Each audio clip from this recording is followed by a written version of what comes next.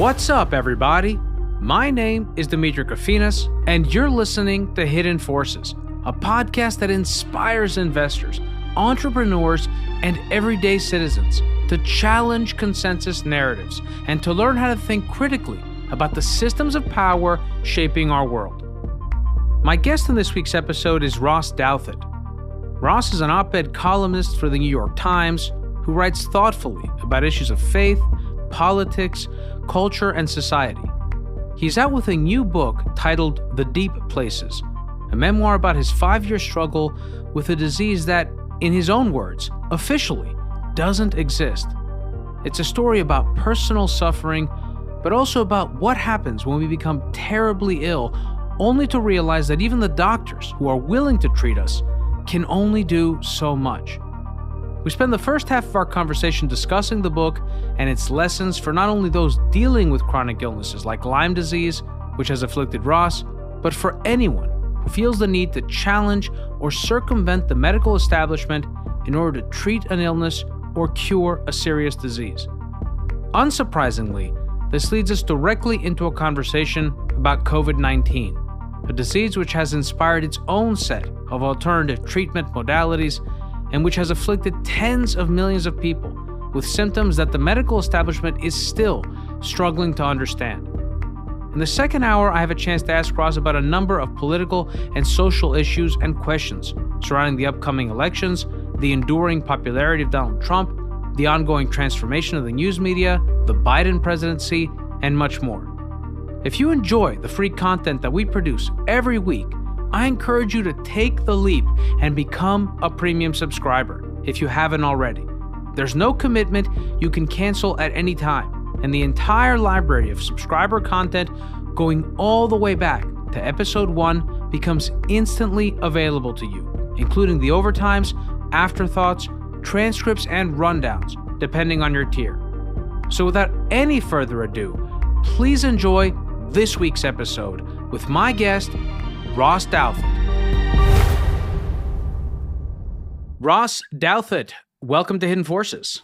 It's great to be here. Thanks so much for having me. It's great having you on. I'm surprised this is the first time that you've been on the podcast, to be honest, considering the prominence of your voice, how thoughtful you are as a writer, and you're not primarily here to talk about politics, though I do want to get into that at some point. You're here to talk about your latest book.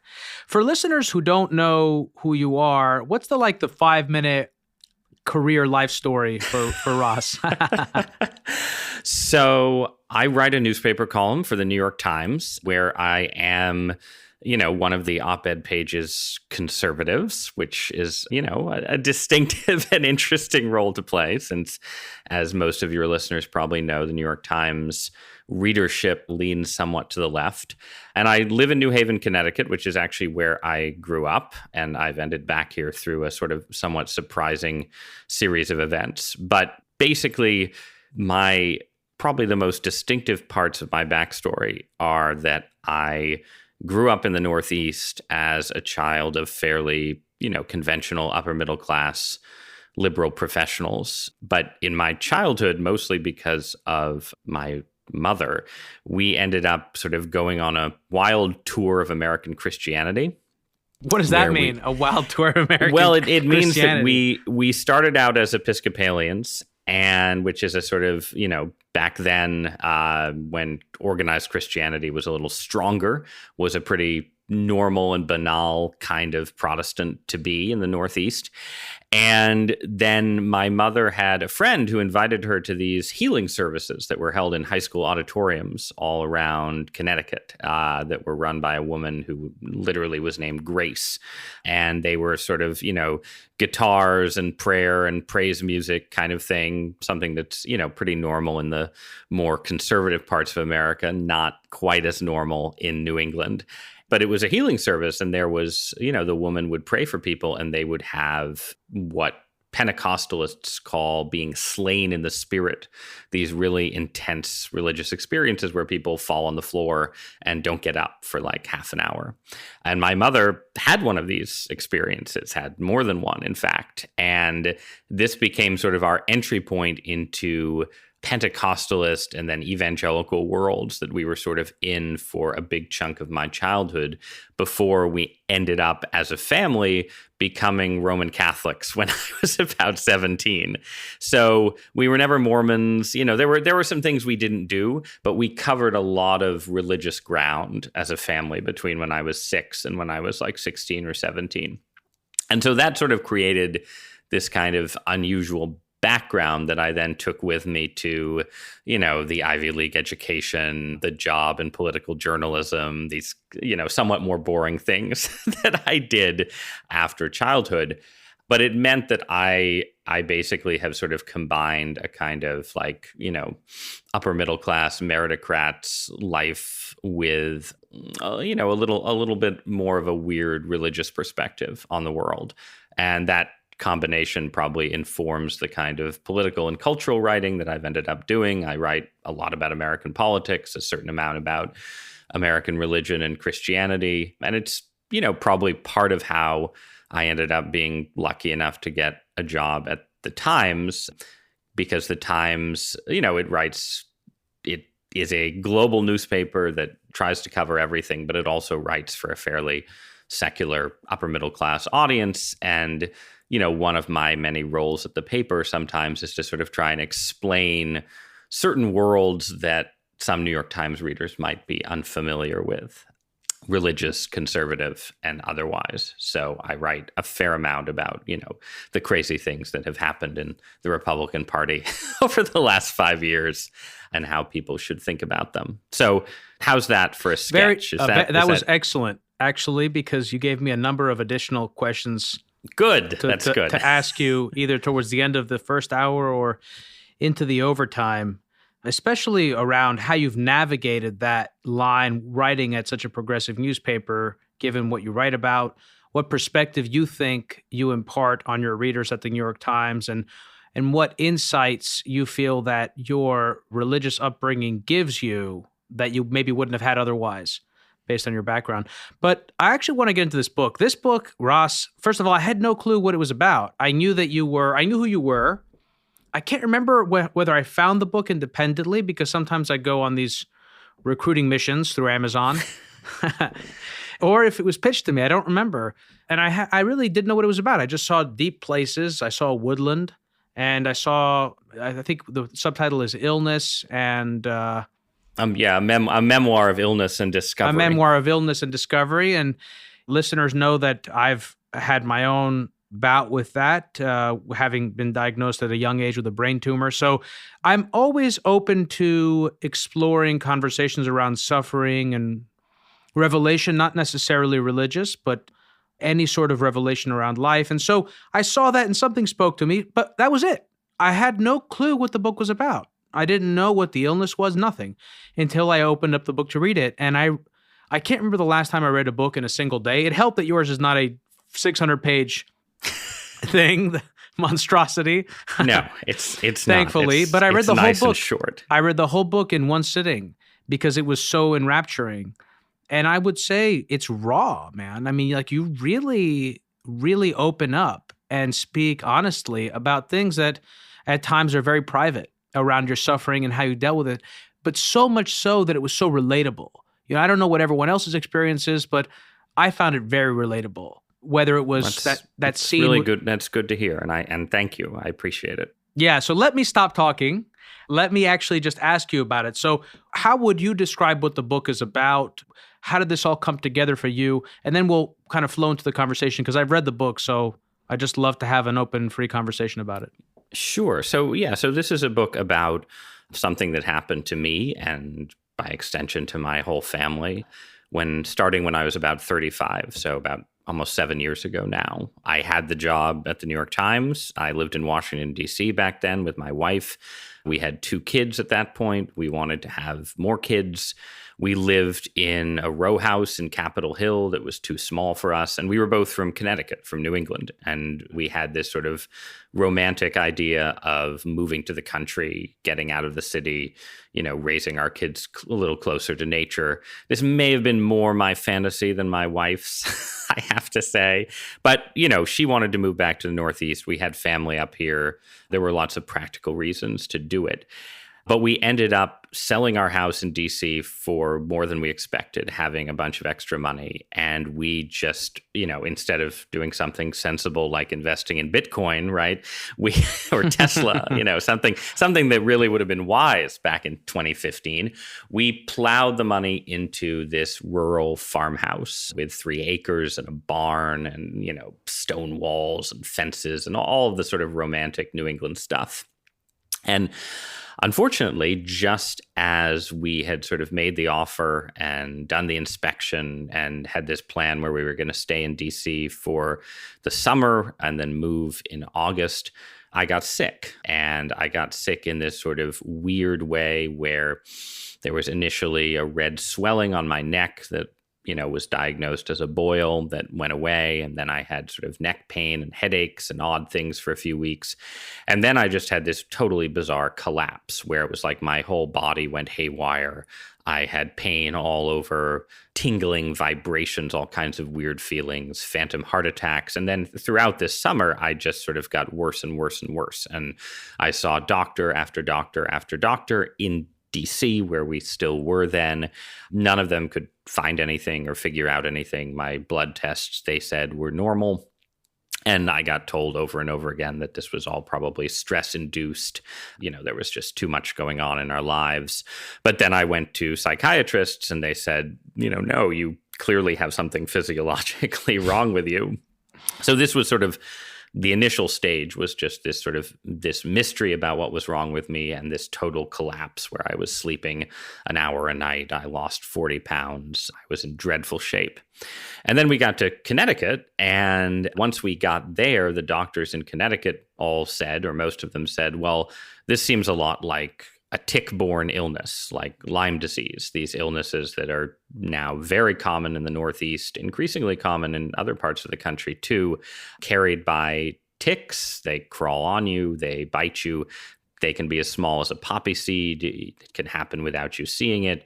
And so I sort of accepted this diagnosis. But once you accept the diagnosis, you enter into a different medical landscape because there's all this controversy about how to treat Lyme disease in particular, and these illnesses in general, where most people who have them get better or mostly better with a normal course of antibiotics. You take doxycycline or something for 4 to 6 weeks, and you feel mostly better, and you move on with your life.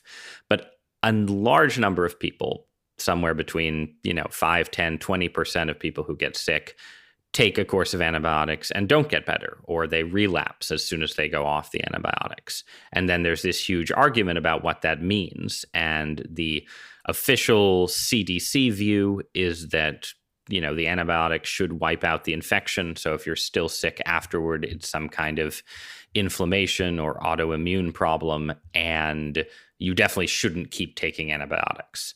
But then there's another group of doctors that says, well, if you're sick and you take medicine and you don't get better, you probably still have the sickness. Probably the bacteria is still in there, and you should be treated for a longer time, maybe with multiple antibiotics and more complicated things than that.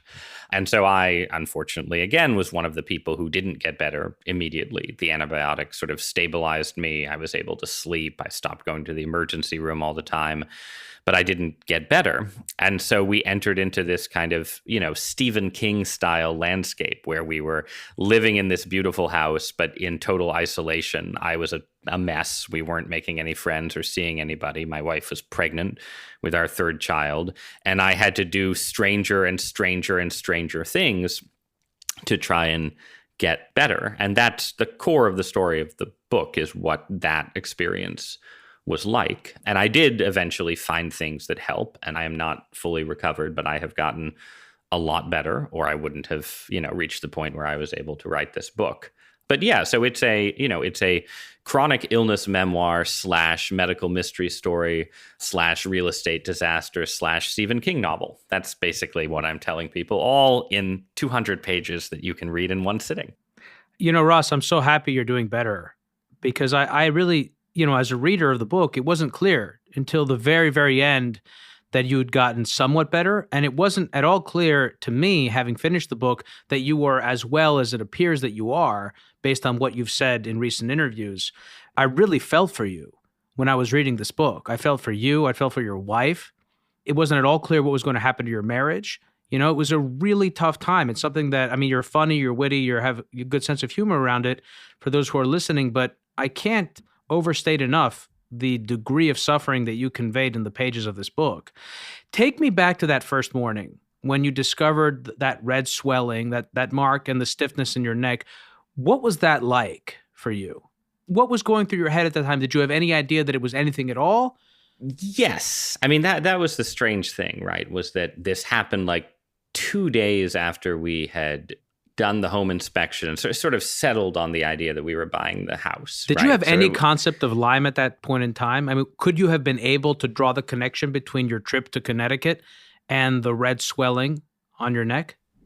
I did after a certain period of time, sort of in those first few months when I was fumbling for a diagnosis. I did sort of come up with the idea that it might be Lyme disease. It certainly wasn't the first thing that I thought of because there wasn't a tick in there. Presumably it was sort of what was left over from a tick bite that I didn't see. My hair was kind of shaggy. It was, it would have been very easy to have a tick in there without noticing it. But in that moment itself, it was literally with the same moment, not just the same day, the same moment when my wife had a positive pregnancy test, right? So it was this sort of peak life experience in this weird way where you have sold your house, bought what you think is your dream house. You've discovered that you're having your third child. It actually turned out to be our son, right? So we'd had 2 daughters. So it was obviously we sort of wanted a boy too. So there was that part woven in. And then there was like this thing that was wrong, right? And, I hadn't had something. It was a swelling. You obviously sort of can catastrophize very quickly and think, oh, it's something really serious like cancer or something. But mostly it just felt like in this moment of triumph and euphoria, there was this thing that was wrong and I wanted it to go away, right? Like that's the instant impulse is I'm going to go straight to a doctor and just see what this is and get reassurance, right? And that was what I actually got. The doctor said, this is a boil. It's some sort of weird little skin infection. It'll clear up on its own. I think he gave me like 3 days of antibiotics or something, like an incredibly mild dose to take. Don't worry about it. Did he ask you at all about Lyme? Was there any? No. Okay. No. So I grew up in Connecticut, right? So I had, I had a sense of what Lyme disease is, but I had the sort of, the very conventional view, which is that Lyme disease always follows this predictable pattern where you have the tick and then you have a bullseye rash around the place where the tick was. And then you get a fever, you get an acute illness, and then later you get arthritis or, pain in your joints. That it's like this sequence. And that if you take antibiotics, you'll be fine regardless of when you do it. Yes. But above all, just the idea that this is like a really predictable kind of illness where, if you don't get the bullseye rash, you don't have Lyme disease, right? And none of that is actually true. But that was the sense that I had of it at the time. And then in DC, I mean, there's lots of Lyme disease actually now in Northern Virginia. Probably if I had gone to see a doctor in like the Shenandoah Valley or rural Maryland, they would have very quickly said, well, this is a live possibility. But the doctors in DC, were not seeing tons of Lyme disease cases from people in the city. And they also have this sort of very set idea where, you do a blood test, and if the blood test comes back negative, you don't have Lyme, even though, again, it's actually the bar case for negativity is so high. The bar for negativity is very high. And the blood tests, again, everyone who actually studies this knows that the Lyme blood tests, especially early on, are incredibly unreliable. And even later on, you can have like terrible neurological Lyme disease and still get a negative test about a quarter of the time. And you don't even need to get a red boil. Like what percentage of people actually get that red mark? The percentage of people who get the bullseye rash, well, again, these things are hotly contested, right? Like who actually has Lyme disease is this source of incredible medical debate. But my understanding is that the bullseye rash shows up in, about half of cases, right? So that's the thing about this, that you can literally have it and be presenting with symptoms and have no idea that you have it, and it's getting progressively worse and it's being left untreated. And the treatment isn't foolproof. Things that I didn't know, and another point of relatability, Ross, I live in Orient Point. My wife you and I do? moved out. Oh, yeah. Yeah, we did the same thing you guys did. We take that ferry to go to Connecticut. You took that ferry to come to the North Fork. Yes. So I live with this, right? And I thought I had a really good handle on it. I mean, I had a general idea of what it was. And I know people that have gotten Lyme disease, but everyone I know who's gotten it, once they went on antibiotics, it went away. And so reading this book was, again, like very relevant to me. And there are a lot of people that are going to be hearing this and they're going to say, well, what is Lyme? They may not have any concept of it, but this is a serious thing. So walk me through those initial consultations. What was that experience like? Again, for many people who have and eventually will, as we get older, we find ourselves in this situation where something is going on in our bodies, and the last thing we want is for it to be serious. We want it to just go away. And a lot of times we're looking for that confirmation, but also we're speaking to professionals who give us varied opinions. And that was one of the things that I also found relatable in the book, which was the extent to which these opinions diverged and how much of it was really you just trying to find the opinion that worked for you in your emotional state at that time. Yeah, I mean, at the point when you have something that is wrong, but nobody can tell you exactly what it is, you yourself basically sort of shuttle through self-diagnoses, right? Especially if, you're the kind of person who spends a lot of time on the internet and is accustomed to, doing research on the internet. If you do research on your own medical condition on the internet, you will find many, many possibilities very, very quickly.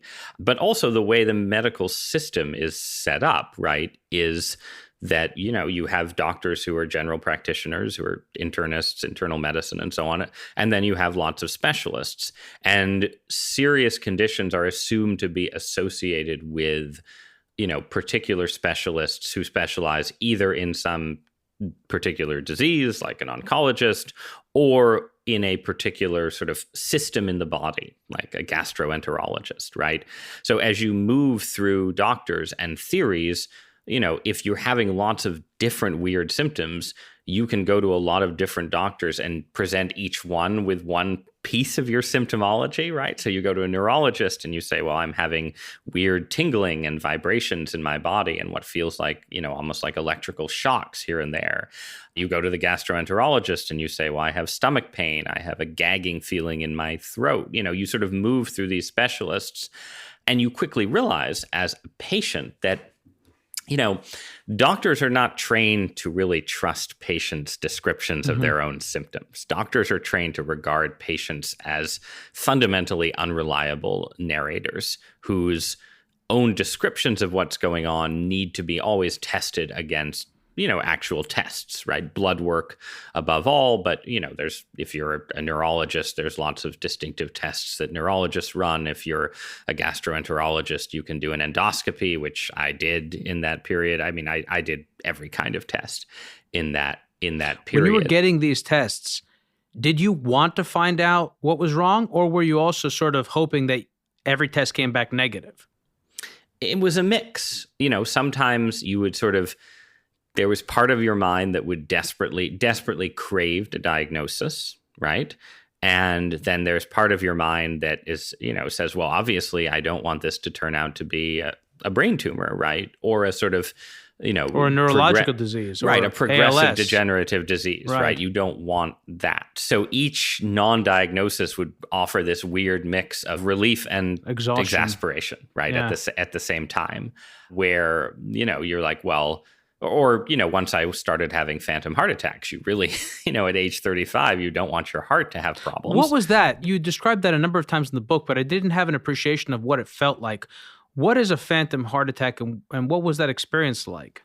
Well, I think there's lots of different ways that people can have. I mean, I just used it to mean pain in your chest that is bad enough that you assume something is wrong with your heart, basically. That had to have been so scary, man. I mean, it was not, it was not fun. The first time I went to the ER for those things was taking my kids and my wife from DC to Pittsburgh. My wife's sister lives there, and we were taking a weekend trip in this summer, and I started having this chest pain, like halfway there in the mountains, and we would stop at a rest stop. And, again, you go into the bathroom and you literally Google heart attack. You're like, all right, is this a heart attack? What does the internet say, right? And the internet says, well, if you have pain that is in your chest and radiates into your arms or shoulders, you should be concerned that you're having a heart attack. And I was having pain in my chest that radiated into one of my arms. And what I later realized was that this pain was, in this case, literally in my muscles, in the pectoral muscle and in the muscles of my shoulders, which is the way the bacteria that gives you Lyme disease works, is it burrows deep into your tissue and into your joints. And then, when it reproduces, your immune system, which is sort of suppressed, flares up and tries to deal with it. That's the simplest explanation for a lot of the pain. But I didn't have any sense of that. I didn't know if I had an infection. I didn't know what I had. All I knew was that the left side of my chest was burning, right? And so you go to the ER and they run tests on your heart and your heart is fine. But then you become sort of hyper aware of things, right? So you're always, I would get the pain in the middle of the night. You sit up with the pain and then you put your hand on your chest and you try to feel like, is my heart beating faster? Is my heart beating slower? All of these things. So there is some interplay of sort of the pain itself and then the psychological reaction. A neurotic anxiety around constantly trying to diagnose and figure out what's wrong and figure out if you're on the verge of getting worse. I mean, another, again, relatable scene was the one you shared with Donna Brazil, where you told her, she just, sort of said hi to you in passing, and you just kind of blurted out all this stuff about having like a midlife. What was it you said? You're having I said I was having. I told her I was having a nervous breakdown. Nervous breakdown. Right? And this was the phase. So at a certain point, I mean, you could feel what I'm trying to convey is that I, as a reader, could feel the sense of panic in you. And again, this is we haven't even talked about the physical pain and suffering that you were going through, because that's something that I really want to talk about. But here you are with a third kid on the way. You've made a huge financial decision. I mean, again, as a reader, I was really feeling for your situation. Yeah. And it seemed really bad. and this really sense bad. Of like, I can't, right. I mean, in a way, there was something positive about having all of those things going on where, the doctors would say often like, well, just wait, give it 6 weeks, see how you feel. And in the moment, my feeling was, we're moving, we've made this huge financial commitment. My wife is pregnant. I don't have time to wait, to sort of wait with my symptoms for months and months to see if they get better. I need answers now, right? Which is why I went from doctor to doctor to doctor. And I think that impulse was a positive one, and in the end helped contribute to my figuring out what was wrong. But, there was that phase. I told, I was doing CNN at that time. I was a CNN contributor. So I was still trying to do it. I would go to the green room and, do a 3-minute hit. And I had lost a lot of weight and people would comment on it and say, oh, Ross, congrats on the weight loss, things like that. And that's probably what Donna Brazil said to me. And, you sort of lose your filter at that point. Like people would say, how are you doing? And instead of putting on a brave face, I would just say, oh, I'm terribly sick and I don't know what's wrong with me. Right.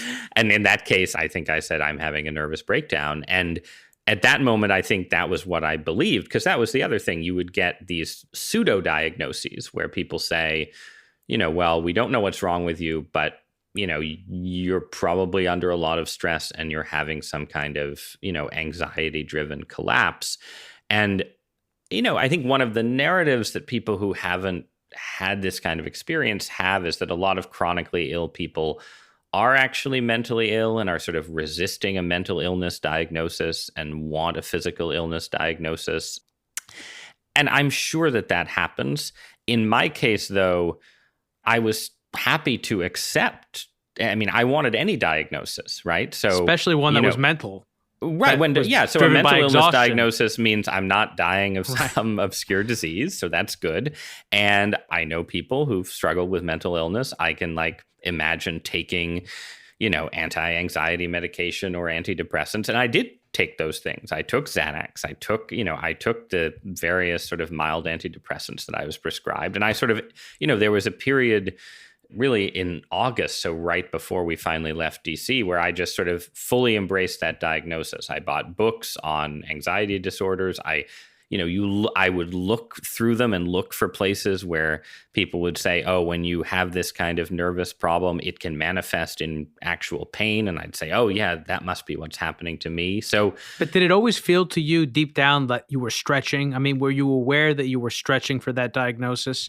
That yes. It didn't fit naturally? Yeah, I would sort of go back and forth, right? I would spend a day reading these things and telling myself, this is primarily mental and the physical is just a manifestation of some sort of mental issue. Or, I would tell myself, like, your mind has become too attuned to your body, right? Like, this was the reason you feel this sense of like vibration and tingling and disassociation, is that your mind has somehow fixated too much on, the ordinary operations of your heart and nervous system. I would tell myself that. And then I would wake up at 2 a.m. with like, horrible, horrible chest pain. And I would be like, no, there has to be, there's something else is going on here, right? So you would have both. So it wasn't just chest pain. I'd love for you to really try to convey to me and our listeners the extent of your physical pain, especially for those, myself included. I have not experienced the kind of chronic pain that you have described in the book. What was that like, and what was the nature of that pain, and how did it manifest? Because, like I said, it wasn't just in your chest. And when did that start? I mean, did it start when you were, besides the phantom heart attacks, by the time you were still in Georgetown, or had you left by then to go to DC, or had you left by then to go to Connecticut? No, it really started in DC. It started about 3 weeks into the experience, and the pain that I thought was heart attacks was really just one manifestation.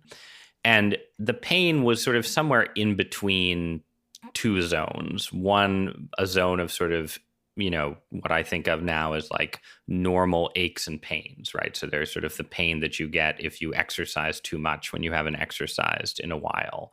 There's a pain you get if you strain a muscle, that kind of thing. And then there's like really acute pain, right? Like you break your wrist. Right. So it's somewhere in between those. If you say wrist breaking pain is a 9 and, ordinary aches and pains are a 4, this was for the most part probably a 6 or a 7, which in a way doesn't sound that bad. And it's not, in moment to moment, it's not as bad as a really serious injury. But the problem is, well, one, it moves around. Right. So you'll have pain in your chest for a couple of hours and then it will diminish. And then suddenly you'll have similar pain in your ankle or your foot, or you'll start having, you'll have a morning when you have a really severe headache at the front of your head, and then that'll go away. But so there's no way to actually get used to it and sort of integrate it, find a sort of integrated way to deal with it, because it's never quite predictable. It's always moving and always changing. And then it sort of inhabits your frame, right? So Lyme is, it gets into a lot of places, but it's a joint and muscle issue. And so you end up feeling like you can't, there's a lot of normal things your body does, like relax and sleep and sort of collapse into a chair at the end of a long day and, sort of lie on your stomach reading a book, and these kind of things that just don't work in the same way when you have this kind of pain moving around. So you end up feeling like your body is a cage, basically. Like your self is sort of stuck inside. Yourself is still there. And this was one of the many frustrating things about being told, well, this is primarily in your head, Ross, is that, in fact, like my mind was the only thing that still seemed normal. I could still write newspaper columns, right? There was sort of a self that was still in there. But then instead of your body being somehow integrated with that self or cooperating with it, it's like the prison that you're stuck inside, basically. I mean, it sounds, again, awful. And I think, to your point, it was persistent. I mean, it lingered. That pain was constantly there, more or less, it sounds like. And you still hadn't gotten a firm diagnosis, which would have made it all the more terrifying. By the time you got to Connecticut, you write about meeting, I mean, you might have seen more than two doctors, but there were two primary doctors that you met when you went up there. One was the guy you called the reassurer. And then there was another guy, I forget the name for him. He was more of a radical, he sort of employed some more radical therapies. Talk to me about that, what that experience was like, and how you eventually got to a place where you maybe embrace is not the right word, but sort of came to view this as more and more likely a Lyme diagnosis. So I think the likelihood that it was a Lyme diagnosis came pretty quickly because once you made the move.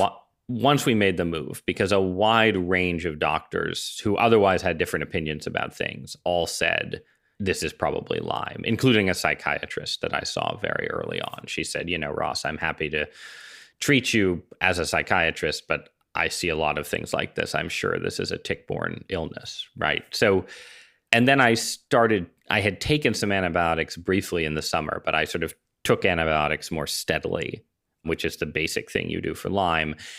And that did stabilize me in the sense that I was able to sleep 5 hours instead of 1 hour.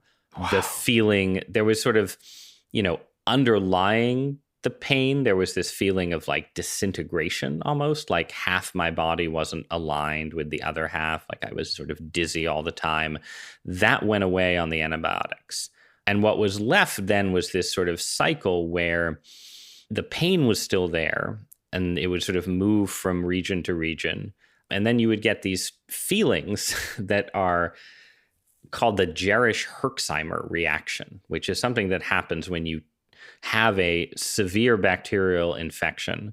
It originally was associated with syphilis in the 19th century. A severe infection, you treat it, the infection, the bacteria die in your system, and you get these sort of flares and weird feelings as they die.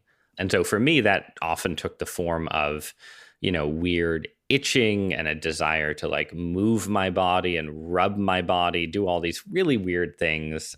And also just sort of waves. You'd get a wave of exhaustion and then it would pass and you'd feel a little better. Wow. All of that plus, looking more closely at my blood tests and seeing that actually they were, very close sometimes to meeting the CDC criteria for Lyme disease. All of that made me think, okay, this is pretty clearly an infection. It's probably Lyme disease. I'm doing the right thing by treating it with antibiotics.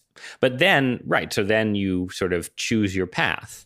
And one path was this sort of more reassuring path where you're told, okay, Lyme is pretty serious. Maybe it's a little more serious than you thought, but fundamentally, we're going to treat you for a few months and you're going to get better pretty quickly and you're going to see it happen, right?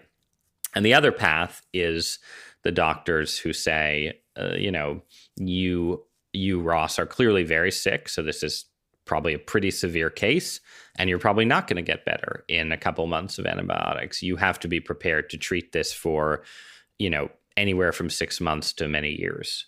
And you don't want to believe the second idea. What's that? Yeah. Right? What was that like, being told that you might have to treat this for several years? And even then, we have no guarantees that you'll get better. I mean, it's very frightening, and the reality is that the kind of doctors who do that kind of treatment are inevitably, they're eccentrics, right? I think I call the doctor who proposed this course of treatment the maverick.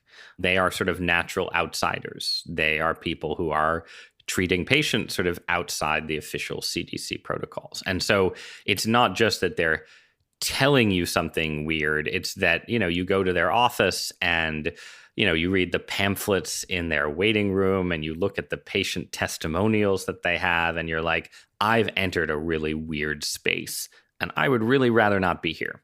I would really rather go back to the world of, we know how to treat you. It's simple. You'll be better quickly.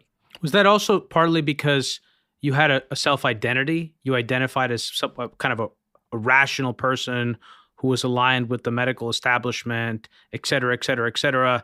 And this diagnosis doesn't fit within that container? Yes, to some extent. I mean, as we started this conversation with me mentioning my strange religious upbringing. And that experience meant that I was probably more open to stranger ideas and weird realities than some other people in sort of establishment world, right? So I had some more understanding and sense of, that there might be some realities on the fringes that were real. So it wasn't that I was skeptical of the possibility that this was true. It was more that I just didn't want to be there myself, right? I wasn't like, okay, this guy's a quack and he doesn't know what he's talking about. I was like, okay, maybe he knows what he's talking about, but I really don't want it to apply to me. I really don't want to. I can respect this world. I can believe that there's truths out here. But I'm very happy, thank you very much, in the world of conventional wisdom and simple remedies and health, right? Like I had just been a healthy person for my whole life, with problems here and there, but nothing that lasted more than a few weeks. And you just feel like, you've had some experience of this yourself, right? Like the moment of like passing over into the world of being sick and having a real problem, like accepting that you're going to be in that world for a while is a hard thing to accept. 100%. And I don't know if this was the beginning of your path down the unconventional road, because you started at some point seeing neuropaths, but you eventually ended up, again, another relatable point, consulting Russian healers and, using electromagnetic pulse devices. Something that I never went down the road of, and I'd love for you to explain how that device works that you ended up using, and it turns out used to some very good effect. But I also consulted all sorts of people, including, Russian healers with crystal skulls and all sorts of crazy shit that I never thought that I would do. Because, again, to the point about really relating to you, there's a point of desperation that you reach when you're given a diagnosis with no clear remedy, or whose official remedy is so horrific that you might as well just be dead, or you feel that way at least. Walk me through that road in which you basically became a scientist. You embraced the science, but the science was being practiced very much on a, N equals 1, on a single test subject, which was you. Walk me through that path, because that takes a lot of determination, I imagine. And this is where I really want to get to in this conversation, which is I want to understand how this process transformed you, changed you intellectually, but also how it challenged and informed your faith, which is something that you've been, as you say, you grew up in, and you've been writing about at the New York Times for a very long time. Yeah. So, something that happens basically when you have this kind of, problem that doesn't go away is that you move towards the extremes one step at a time. And with each step that you take, you say, well, I'm going to do this extreme thing, but that's it, right? Because then I will get better. And there are obviously people doing even crazier things, but I'm not crazy, so I'm not going to do those things, right? So you're always trying to sort of define and defend your own reasonability and sanity against the idea of the next step until, you don't get better. And then you're like, all right, I guess I got to take the next step, right? So that, for my own treatment, that played out basically. So first, you go to the reassuring doctor who says you're going to get better in a few months. And then you don't get better in a few months. So then you go back to the doctor who is more frightening, and you say, all right, tell me what to do. And he gives you these sort of weirder combinations of antibiotics, and you do that for a little while. And then you get frustrated that you haven't got better. And so you say, all right, I'm going to try IV antibiotics, which is itself sort of contested. Like it's more dangerous to take IV antibiotics than oral antibiotics. The doctor actually that I was seeing didn't recommend it, but he said, if you want to do it, there's another doctor who does it. So then you do that, right? So you sort of move step by step as each thing that you hope will get you better fails. You try something new that's more radical, with the understanding that, again, I think is hard for people outside these experiences to grasp, that like life with certain conditions just feels unlivable in a profound way. And so the idea of like, oh, I can't try these treatments because they're too dangerous or they're unproven or they're risky, that calculus just doesn't apply in the same way when your everyday life feels totally unlivable as it is. It's not, if the choice is live this unlivable life or take some medical risks, you're always going to end up taking the medical risks. So that's the basic pattern. And then within this pattern, there's sort of two places basically where I ended up. And one is, in a way, the more conventional place where I did eventually find a combination of antibiotics and some other stuff, herbs and supplements, that did seem to make the disease more manageable and eventually made it feel like I was making progress, where, these sort of purges where you were killing bacteria actually seemed to like be gaining some ground, right? And so that in that zone, you're doing basically what you described, this sort of, you have a doctor who's helping you, who's giving you prescriptions, who's monitoring your progress, but you yourself are the one who has to try the different combinations, add in, sort of oil of oregano and artemisinin and, all these sort of over-the-counter remedies that are supposed to help in various ways. And yeah, it is, to me, it's not a sort of like woo-woo, mystical process. It always felt very empirical. Like, I take things, I get reactions in my body. I can tell which things seem to help and which things don't. I can tell which things seem to work together and which don't. And over time, that empirical analysis guides you to a process of treatment that helps you to get better. And it's not one that, you can then turn into a really simple thing to, give to somebody else and say, just do this and you'll get better, right? It's like a multi-year, highly customized, constantly shifting set of things. But that's a big part of the story. And then there's the even weirder stuff where there are a lot of things that chronic illness people, not just Lyme patients, try that are, well outside antibiotics are still pretty normal, right? You're taking a lot of them, you're taking them in combinations, you're taking risks with them. That's all weird. But they're still sort of, the core of Western medicine is antibiotics, vaccines. There's right? a body of peer-reviewed literature that supports their use. Yes, we know how they work. We know what they're doing, et cetera, right?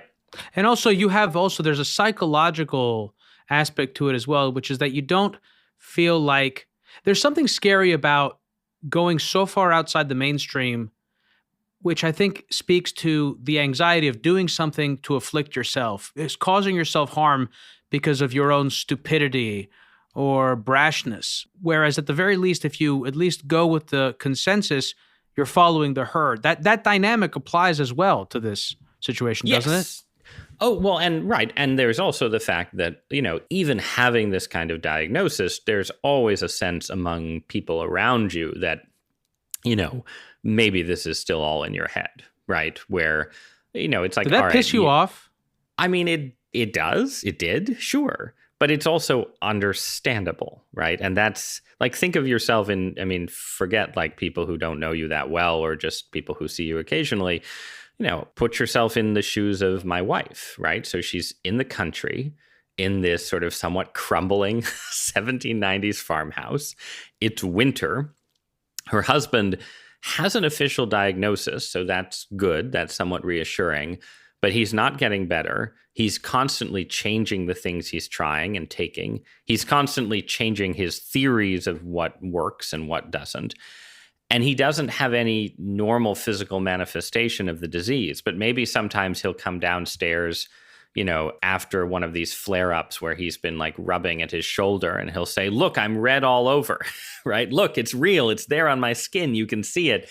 And you think to yourself, is it real? Or is it just that he's rubbed himself so hard that he's created, the simulation of a rash, right? So like, I compared both of us have sort of compared the experience to The Shining in certain ways, right? Where you're in this isolated place with your kids. You have this husband who's a writer, and I think my wife was always afraid that she would come up behind me and the computer would say, all work and no play makes Ross a dull boy, right? Like that fear that the person you're with is fundamentally unstable, I think was an incredibly significant part of the horror of this experience at its worst for my wife and for our marriage. What an ordeal for your wife.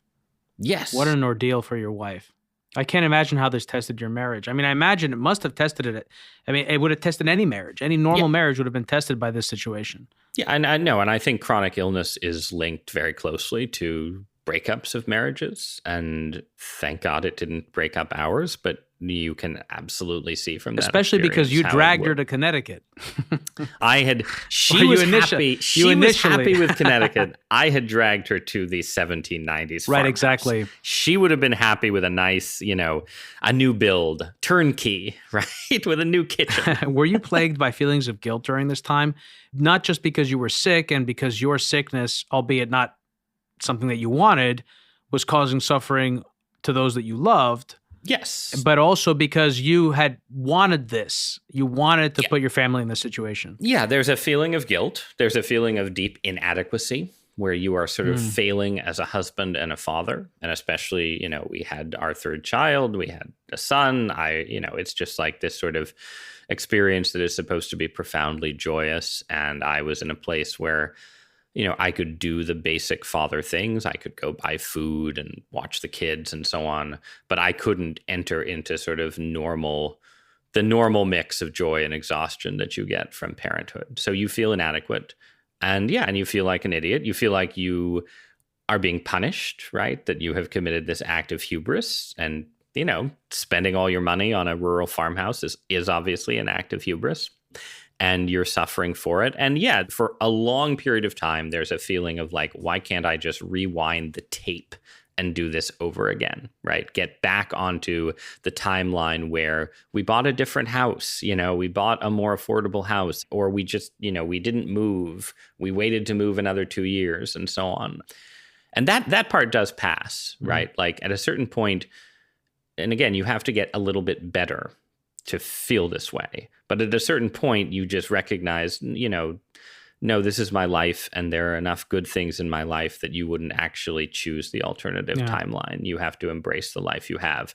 But again, you can't get to that point until you have achieved some sort of progress against the disease, which, thank God, I eventually did. Yeah, and to that point, you mentioned the purges, what were effectively controlled purges as part of this process to heal yourself. And one of the things that I really related to was not just the grounding effect of a treatment protocol and beginning to wrap your arms around this thing that just felt so out of control for so long in your life and was creating so much suffering, but also to begin to actually see progress and how you embrace that pain. Those purges sounded awful. They sounded very painful, but you pushed for them. You were willing to press down the accelerator so much so that you were actually told, hey, no, I know, I think by a doctor, this is, or maybe another patient, this is an impulse that you feel, but don't actually go with it because it's actually counterproductive. Much in the same way that, you can over-exercise and not give your body enough time to recover. Something similar was going on with that. Yes. So the way this is the weird theory, but I think the correct theory of entrenched Lyme disease is that the bacteria basically can hide and shapeshift in ways that defeat both your immune system and a simple course of antibiotics. And so you need to do things to sort of flush them out and bring them into your bloodstream, bring them out to the surface, and then you can attack them with eventually your own immune system as you recover can attack them. But initially, it just has to be antibiotics. So I would do these things where I would take, this mix of herbs, enzymes, and eventually there was one drug that seemed to work for this as well, that were designed to literally bring them out and bring up symptoms. So I would get back that feeling of dissociation that like your body is sort of going, not even raw pain in this case, but like going haywire. You would sort of bring that up, make that happen, wait, 30 minutes or an hour. and then douse it with the antibiotics. And then you would take 5 pills of doxycycline or something. And then you would very quickly get like extreme versions of this Herxheimer, this reaction where you itch and rub and want to move and run around or gag in the toilet bowl or all of these kind of things. And for some people, it's like, it feels like you get the flu almost, right? In my case, it was more physicalized in these weird ways where I would want to, it was like being a werewolf. You want to tear off your shirt and rub your chest. It's crazy. And there was this doctor who had been herself sick with Lyme disease which often happens, right? That's one of the things about this. The doctors who are most interested in treating it are often people who've had either in their family or themselves direct experiences. But she was a a researcher at a university in Connecticut who studies it, and I was connected with her, and she said, yeah, I did. She called it chasing the Herxheimer, right? It's like chasing the dragon with opium or something. And she said, you just have to, you should do it. It's the right thing to do, but you shouldn't do it 24 hours a day. Like, I had the idea that if I just got enough of it into my system and took the biggest possible dose of antibiotics, it would all be over. I think that's probably because you're an ambitious person. I feel like that's something that ambitious people do, that they have a reaction to things, whether it's making money, whether it's trying to cure something. You just want to go after it. Once you've identified it, now you've honed in, and you want to make your whole life winning this battle. Yes. And that impulse can be taken too far. But I do want to stress, right, that that impulse is actually really important. So there are people, I mean, everybody's experience of illness is different. And there are people for whom the process of getting better is about, like, in effect, sort of finding balance, sort of trying to, sort of rebalance your systems in ways that are not don't feel like a matter of struggle and conquest. But for me, in my experience, I really had to think about it that way. And I don't think I would have even begun to get better if I had not approached it as, to some extent, this kind of campaign where you had to you had to believe that you were fighting and that in the end you could hope to win. And I still have that, right? Like, I finished writing the book probably 9 months ago. I'm better now somewhat than I was when I finished writing the book. I think you can read the book as, in a way, a story of sort of coming to terms with the possibility that I would never get fully better. And that is certainly a possibility. But there is still an important part of me, and I don't think it's a bad part, that says, no, in another 2 years or another 4 years, it will all be gone. And that's still a goal that I have. Well, I certainly am rooting for you, Ross. Again, I'm struck by something that has come up a number of times in this conversation, which is that despite the suffering that these actually, exactly in many ways because of the suffering, these experiences are also very life-affirming. And they also, I think, at least in my experience, they crystallize what you really care about, what makes your life worth living, because you have to really commit to getting better. And that, I think, speaks to what it is that you're living and fighting for. You know what I mean?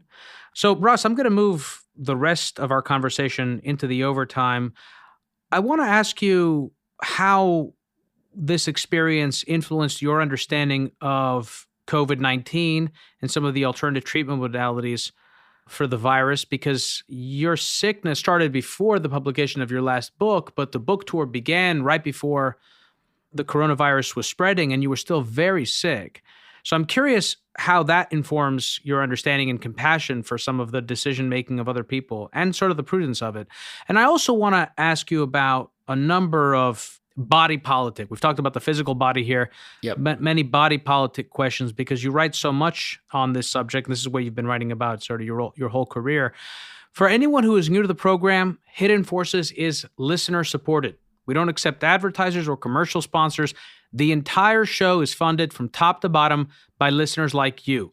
If you want access to the second hour of today's conversation with Ross, as well as the transcripts and rundowns to this episode and every other episode we've ever done, head over to hiddenforces.io and check out our episode library, or subscribe directly through our Patreon page at patreon.com/hiddenforces.